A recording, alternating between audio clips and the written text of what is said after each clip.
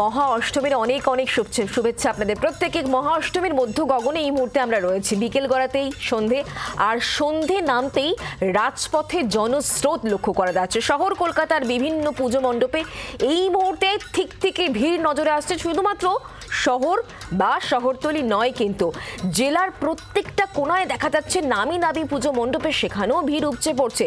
সর্বত্রই জি24 ঘন্টা নজর রাখছে এবং প্রত্যেকটা কোনার ছবি জি24 ঘন্টা আপনাকে সর্বপ্রথম দেখাচ্ছে, কারণ পুজো মানেই জি24 ঘন্টা। এই মুহূর্তে যে ছবি আপনারা দেখতে পাচ্ছেন, যাত্রা শুরু গড়িয়ার ছবি, বেলগাছিয়া সর্বজনীন, বাগবাজার সর্বজনীন, শ্রীভূমির পুজোর ছবি দেখতে পাচ্ছেন, আলিপুর সর্বজনীন, সন্তোষ মিত্র স্কোয়ার থেকে শুরু করে বেহালা, কেন্দুয়া, সর্বত্র দেখতে পাচ্ছেন প্রতিমা শৈলী হোক, মণ্ডপ সজ্জা হোক বা আলোকসজ্জা, সর্বত্রই দেখা যাচ্ছে মানুষকে টানছে এই সমস্ত পুজোগুলো। এবং সে কারণেই জনজোয়ার, কারণ আজকে মহা অষ্টমী, আর এই মহা অষ্টমীর সন্ধে একেবারে যে জমজমার ছবিতে তা পরিষ্কার। বিভিন্ন প্রান্তের ছবি, উত্তর কলকাতা হোক কিংবা দক্ষিণ কলকাতা, বিভিন্ন প্রান্তের ছবি এই মুহূর্তে আপনাদের সামনে আমরা হাজির করব, কারণ ঘরে বসে আপনারা পুজো দেখুন। জি24 ঘন্টা দেখাচ্ছে সেই পুজো। পুজো মানে জি24 ঘন্টা, মধ্য গগনে মহা অষ্টমী, রাজবাড়ির পুজো হোক বা বনেদি বাড়ির পুজো, সর্বত্রই জি24 ঘন্টা। বাংলার প্রতি কোনায় জি24 ঘন্টা, চোখ ধাঁধানো প্রতিমা থেকে প্যান্ডেল, সবটাই উপভোগ করুন বাড়িতে বসে। এই মুহূর্তে যারা যারা আমাদের সঙ্গে রয়েছেন শহর কলকাতার বিভিন্ন প্রান্ত থেকে এবং দিল্লি থেকে, আসুন পরিচয় করিয়ে দিই।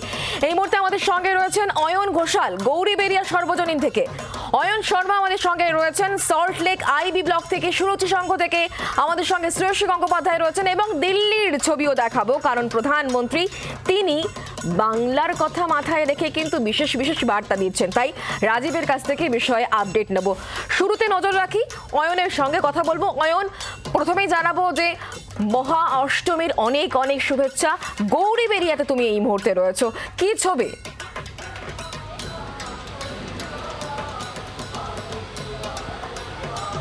সুব্রত, প্রথমেই বলে রাখা দরকার যে ঠাকুর দেখার দুটো প্যাটার্ন আছে। একটা টেস্ট ম্যাচ, অর্থাৎ যারা প্রতিপদ থেকে ঠাকুর দেখছেন, আর একটা একেবারে টি20, যারা সপ্তমীর পরে ছুটি পেয়েছেন এবং তাদের টার্গেট, তাদের চ্যালেঞ্জটা অনেক বেশি।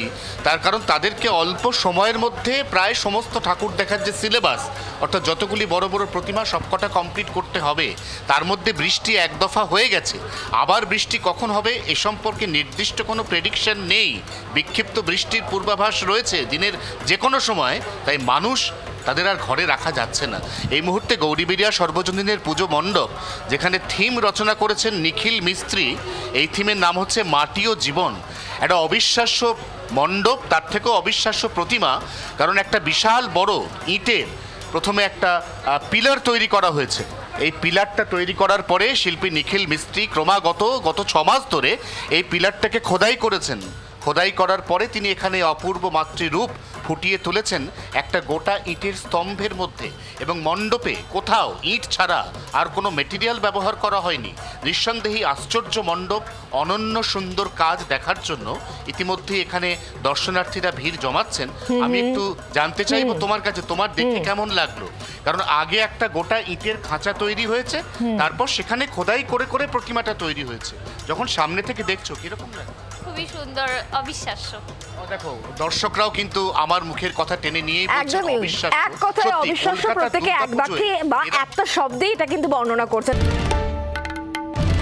বাংলার আওয়াজ, বাঙালির আবেগ, জি24 ঘন্টা।